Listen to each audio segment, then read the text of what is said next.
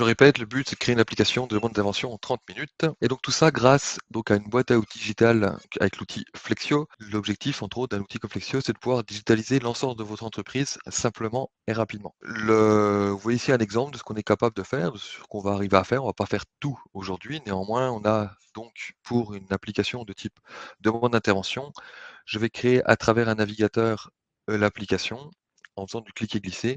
Ensuite, je la rendrai disponible sur smartphone et tablette. Je partagerai également un lien QR code public, c'est-à-dire que quelqu'un qui n'est pas connu par le système sera capable de déclarer une intervention. Ce n'est pas forcément obligatoire dans les entreprises, mais ça vous permettra de pouvoir interagir et de pouvoir saisir des données afin d'avoir un petit peu de données quand on fera le tableau de bord qu'on aura en haut à droite. Donc je ferai surtout un graphique en répartition. Si je reviens sur les avantages clés d'une application no code comme Flexio, la première chose, bien sûr, ça va être de réduire les coûts et donc le délai de développement. Réduire les coûts puisque le but c'est d'avoir un abonnement adapté à votre usage. Donc les délais de développement sont grandement réduits entre environ une dizaine de fois 10 à peu près, d'après la dernière étude du cabinet Gartner. Ensuite, le but, c'est d'adapter aux besoins métiers. On vous impose pas une application, on construit une application qui répond à vos besoins. C'est pas à l'application, à vous de vous adapter, c'est à l'application de s'adapter à votre métier. Entre autres, grâce à ça, on peut optimiser les processus internes puisque l'outil est un prétexte, je veux dire ça comme ça, pour revoir les processus et les adapter et les améliorer. Enfin, comme le but c'est d'avoir une application avec des données fiables et partagées, donc on a une seule saisie qui est partagée entre plusieurs personnes et puis chacun a la bonne information au bon moment. Et après, on peut partager les tableaux de bord, ce qu'on fera tout à la fin du webinaire. Et bien sûr, tout ça en toute autonomie, puisque comme c'est un outil no-code, c'est destiné à des gens qui ne sont pas les informaticiens, donc des gens métiers, qui connaissent leur métier et qui sont capables de le faire seuls, en agilité, donc avec des itérations dites courtes, c'est-à-dire qu'on est capable de modifier très rapidement, en quelques minutes seulement, l'applicatif qui sera créé. Là, je pense aux personnes qui vont peut-être se poser la question de, quand on parle d'autonomie, est-ce que c'est vraiment seul à 100% ou pas?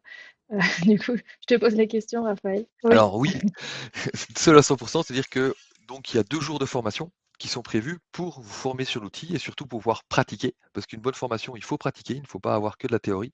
Et donc suite à ça, effectivement, vous êtes totalement autonome pour créer vos applications. Alors ici, je me connecte donc à un navigateur. Je me suis déjà connecté, je pourrais me déconnecter.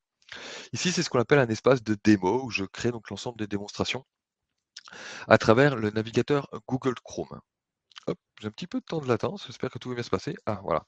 Donc ici, je me connecte avec l'utilisateur qui a tous les droits. Donc j'ai l'utilisateur, on va dire, qui a été formé, qui a le droit de créer les applications, les administrer, donner les droits, mais aussi consulter les données. Par défaut, j'arrive à ce qu'on appelle un tableau de bord. Néanmoins, la première chose qu'on va faire ensemble, c'est qu'on va créer donc une Flex App dans la partie administration. Qu'est-ce qu'une Flex App? Une Flex App, c'est une application Flexio sur laquelle on va pouvoir justement donner des accès aux différentes personnes qui doivent accéder à différents formulaires de collecte. Donc ici, on va faire donc une Flex App atelier. Je crée une application demande d'intervention. Néanmoins, on pourrait y avoir demain d'autres systèmes d'autres collectes de données que la demande d'intervention. Donc là, je vais la mettre en couleur orange.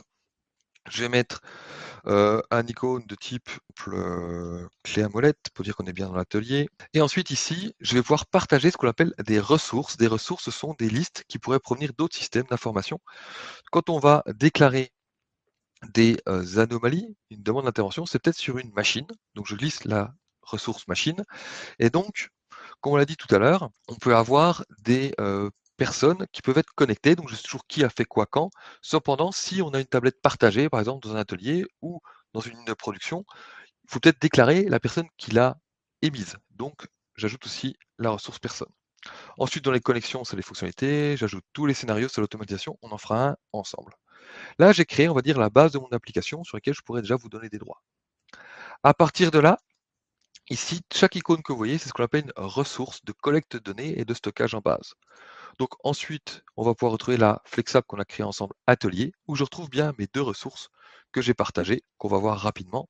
Sur les machines de production, ici, j'ai quelques machines avec un nom, une photo, si elle est fonctionnelle ou pas, de la documentation PDF, mais surtout ici un code qui pourrait être déjà existant. C'est-à-dire que je suis capable de reprendre vos QR codes ou vos codes barres existants. Donc là, j'ai mis des codes qui proviennent d'un autre système, et donc je pourrais le flasher tout à l'heure. Je vous partage également la ressource personne, où là j'ai la liste du personnel avec un nom, un prénom, une fonction, une adresse email. Ça, c'est des données, on va dire, communes à plusieurs applications. Nous, ce qu'on veut faire, c'est créer un nouveau collecte de données, une nouvelle ressource de demande d'intervention. Donc ici, je crée ma ressource qui s'appelle demande d'intervention dans la FlexApp Atelier et je vais utiliser la même couleur et le même icône pour pouvoir se repérer. C'est ça que verra l'utilisateur final sur son smartphone. J'enregistre. À partir de là, donc je répète, j'ai été formé, j'arrive dans l'éditeur de ressources. Au centre, je vais avoir mon formulaire. À gauche, tous les champs de saisie disponibles, plus ou moins complexes. Et à droite du paramétrage, ici, comme je suis sur la ressource en elle-même, je retrouve la couleur et l'icône. La première question qu'on se pose quand on crée une application Flexio, c'est de quelles données j'ai besoin pour pouvoir faire fonctionner l'application. Donc, je pense qu'il nous faut une date. La date et l'heure de la demande d'intervention. Elle est obligatoire et je mets la date du jour par défaut. Je la laisse éditable, on pourrait très bien ne pas la rendre éditable, je vais même l'enlever, pour que vous ne puissiez pas changer la date et l'heure de la demande. Néanmoins, je sais toujours qui a fait quoi, quand, donc je n'étais pas obligé d'ajouter ces données, mais ça permet de montrer un exemple. Ensuite, très souvent, on a un numéro d'intervention qui doit être automatique. Donc là, c'est un nombre. Et donc, plutôt que de demander une saisie, je vais donc créer une implémentation automatique. On va dire que j'ai déjà un système existant et que je suis à la 123e. Donc, je commence à partir de 123, cette numérotation. Ensuite, je vais avoir un résumé, je pense, de l'intervention. Savoir quel est le problème, en quelques mots. Et ensuite, peut-être une description un peu plus longue du problème pour pouvoir expliquer. Donc ici, vous voyez que j'ai double-cliqué, mais je pourrais glisser les champs. Je peux ajouter une position géographique pour savoir où ça se situe dans l'atelier, une ou plusieurs photos, puisqu'une photo est souvent plus parlante qu'une description. Ici, dans les bonnes pratiques, je mets entre parenthèses S et je la rends multiple pour pouvoir prendre plusieurs photos.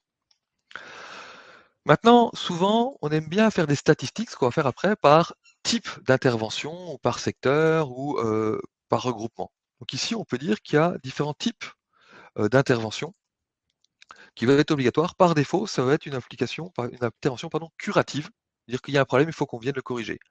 Néanmoins, dans la même application, je pourrais gérer également du préventif, c'est-à-dire que ce n'est pas bloquant, néanmoins, il faudra le prévoir. Et un des enjeux de Flexio, c'est de pouvoir faire de l'amélioration continue. Donc, on laisse la possibilité aux équipes de proposer des améliorations pour une demande d'intervention. Voilà les trois types. Et comme je suis quelqu'un de sympathique, plutôt d'avoir une liste, je vais l'afficher en bouton pour que ce soit plus agréable sur l'application mobile. Ensuite, lorsqu'on a une intervention, ce qui peut être intéressant, c'est de suivre cette intervention. Dire que, à un moment donné, vous allez pouvoir la déclarer, donc la notifier, si on peut dire ça comme ça. Néanmoins, le but, c'est que quelqu'un à terme puisse la prendre en charge, dire ça y est, je sais qu'il faut que je gère cette partie. Tôt ou tard, j'espère qu'elle sera résolue ou clos, ou terminée, peu importe. Et, comme on a parlé d'amélioration tout à l'heure, elle pourrait très bien être refusée. C'est-à-dire qu'on dit que non, cette application-là ou cette demande-là ne sera pas prise en compte. Et donc, je le mets en rouge. Par contre, si elle n'est pas prise en compte, ça serait bien d'expliquer pourquoi. C'est-à-dire au moment où elle passe à refuser, on pourra notifier le demandeur et justifier le refus. Donc, je vais faire ce qu'on appelle un groupe.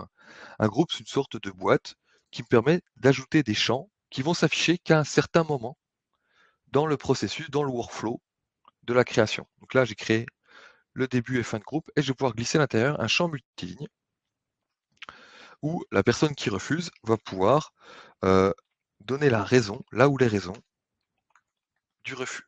Et ça sera obligatoire à ce moment-là.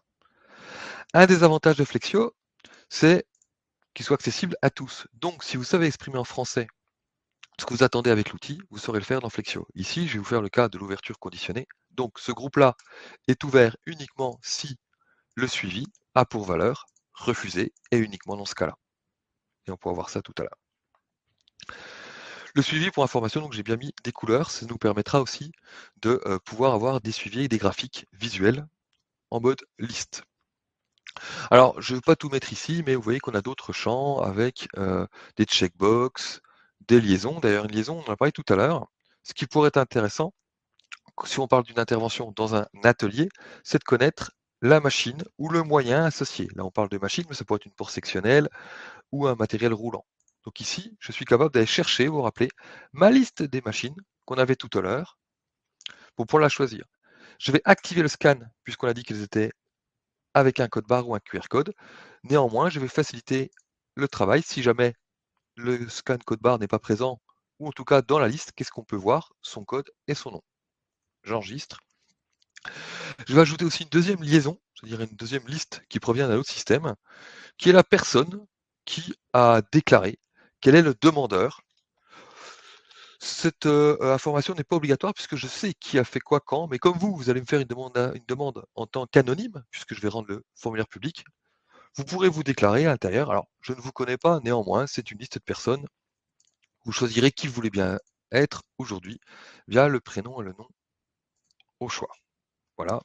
Je vais également ajouter une signature en fin de document. Ça permet d'engager la personne pour dire c'est moi qui ai bien demandé cette intervention.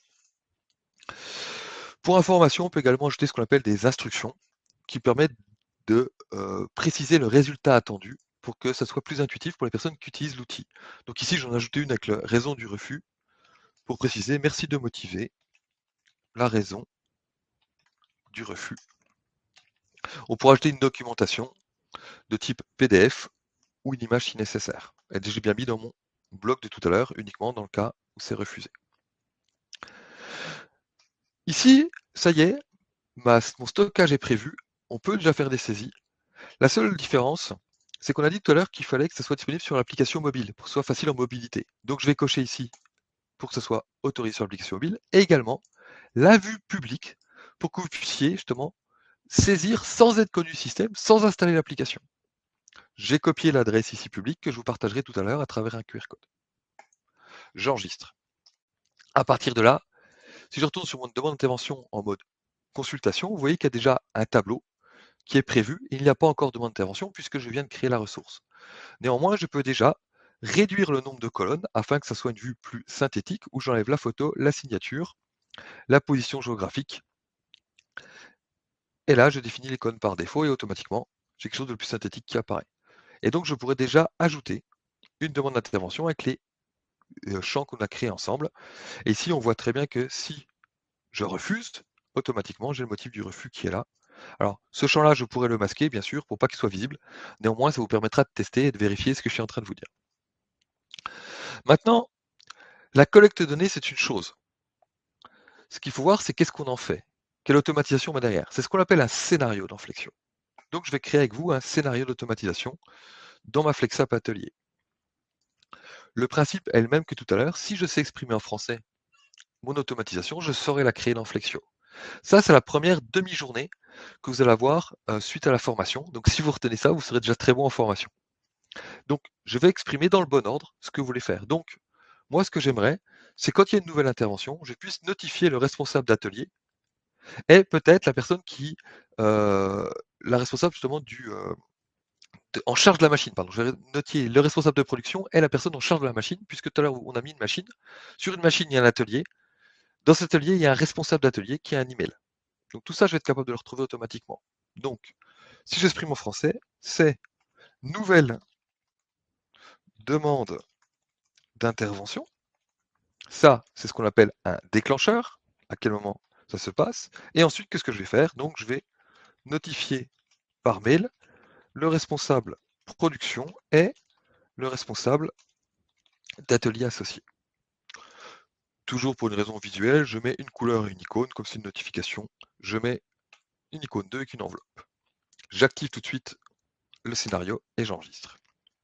Donc nous voilà dans la partie automatisation. Donc la première chose à faire, c'est ce qu'on appelle un déclencheur. Il y a deux types de déclencheurs. Soit c'est un déclenchement planifié. Tous les matins, 6 heures, je veux l'ensemble des demandes d'intervention qui ne sont pas prises en charge. Pour comprendre pourquoi elles ne sont pas prises en charge, je vais peut-être les attribuer. Ou synchroniser, par exemple, la liste des machines toutes les nuits. Nous, on va prendre plutôt quelque chose qu'on appelle d'événementiel. Événementiel, c'est-à-dire qu'il se passe quelque chose et je réagis.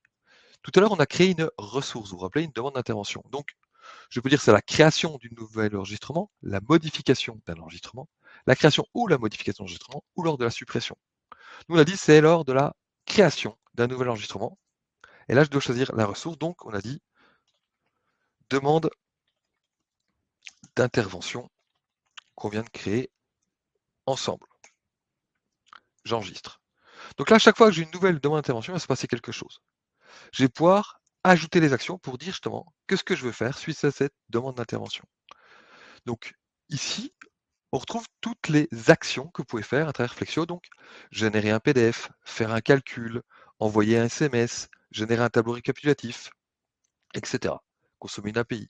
Nous, on a dit qu'on voulait juste envoyer un email. Donc ici, j'ai l'icône email et dans l'action email, j'ai envoyé un email. Automatiquement, le système nous propose uniquement ce dont a besoin un email pour fonctionner à l'envoi. Donc le destinataire a CC, CCI, l'objet, le contenu et une pièce jointe. Donc je vais pouvoir paramétrer ça. Soit ben, dans mon adresse email, je mets directement la personne qui doit recevoir, donc mon responsable de production. Ici, je me mets moi pour que vous puissiez partager l'information. Mais également, j'ai ce qu'on appelle des ingrédients. Et là, vous voyez, tout à l'heure, j'ai glissé le moyen. Dans mon moyen, qui est la machine, j'ai un responsable. Son responsable a un email. Automatiquement, je retrouve cette personne-là. J'ai également, vous rappelez, le demandeur, qui peut être mis en copie ou si jamais on répond. Dans l'objet, je vais pouvoir donner un petit peu de contexte. Donc, je vais pouvoir dire nouvelle demande d'intervention. Et là, je vais pouvoir glisser le numéro qui est automatique, puisqu'on l'a mis tout à l'heure en incrémentation.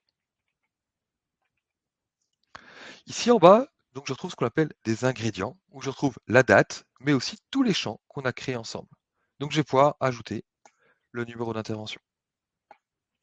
Dans mon contenu de mail, je vais pouvoir dire bonjour. Et là, si je l'envoie par exemple au responsable d'atelier, je peux le retrouver, puisque dans mon enregistrement, j'ai demandé un moyen. Dans le moyen, j'ai un responsable, et donc dans le responsable, je connais son prénom et son nom. Et là, bon, je vais pouvoir lui donner un petit peu de précision. Une nouvelle demande d'intervention a été créée.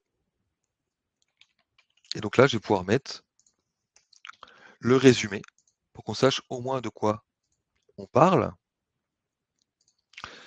Hop, je ne vais pas le mettre ici, je vais mettre plutôt à la fin, le résumé. Hop, ensuite, en dessous, le détail, la description du problème. Et comme je suis quelqu'un de prévenant, je vais pouvoir directement mettre l'URL de l'enregistrement. Comme ça, si vous devez directement dire je l'ai pris en charge, vous aurez juste à cliquer sur le lien pour pouvoir gérer ça. Une petite formule de politesse. Bonne journée, bon courage. Et en pièce jointe, je vais pouvoir même mettre la photo que la personne a pris pour le moyen. À partir de là, étape suivante.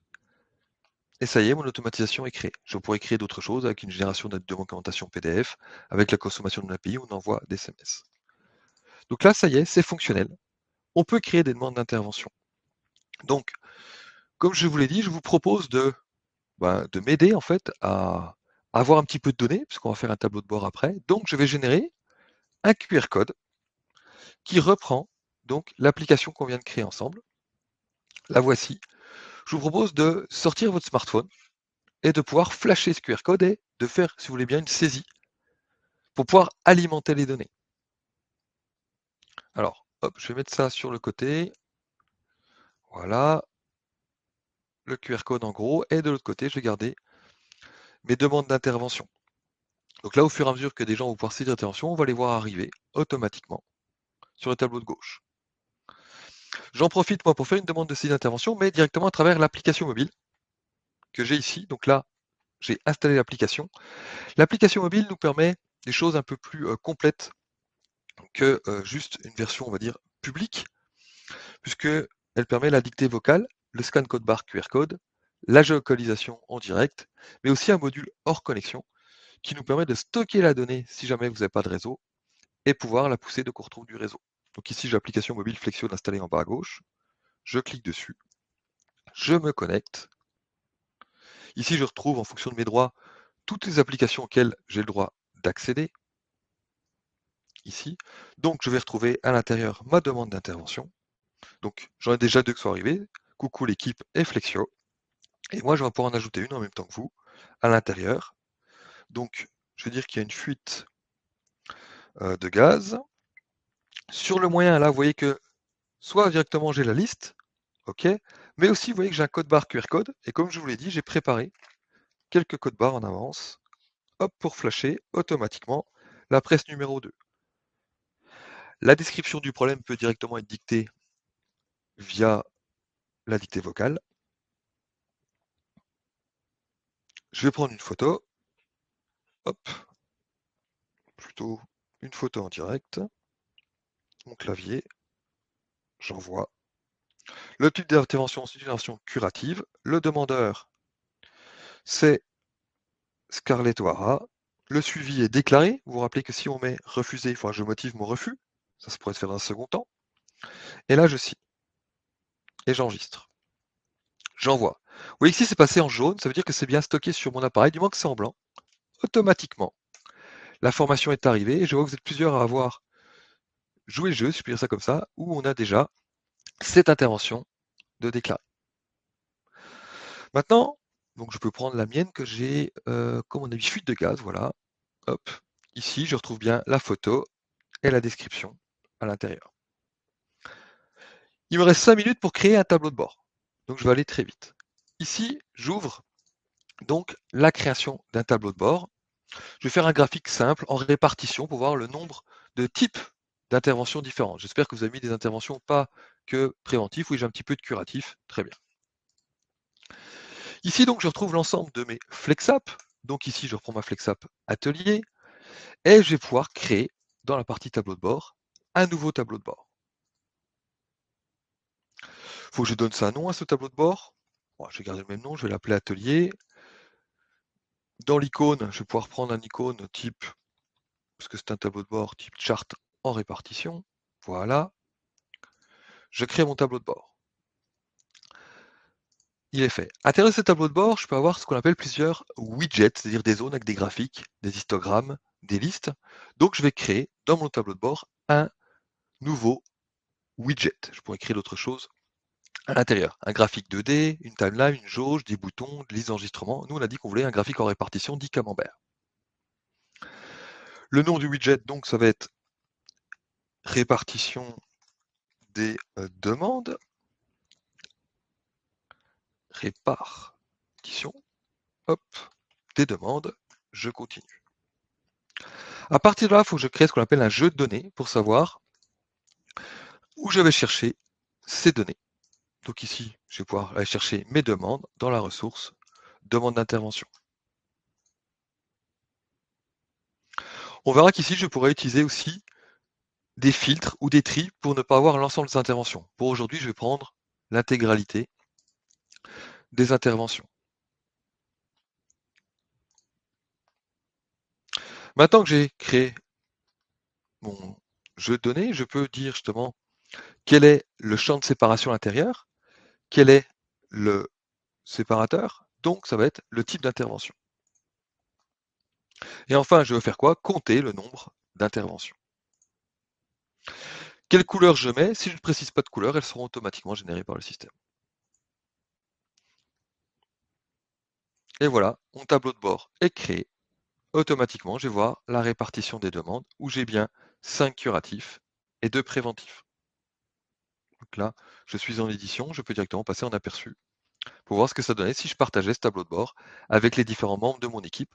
Pourquoi pas sur leur tableau de bord quand ils se connectent, mais aussi directement à travers une télé qui peut être partagée dans l'atelier où je pourrais avoir plusieurs widgets.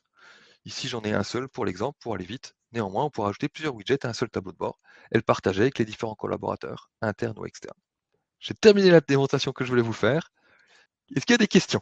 Est-ce que toi, tu en as? Est-ce qu'il y a des Oui, questions? alors il y avait une question de Damien. Je pense y avoir répondu, mais je te la pose quand même. Je vois dans la démonstration que vous le faites sur une gestion de demande, incident maintenance.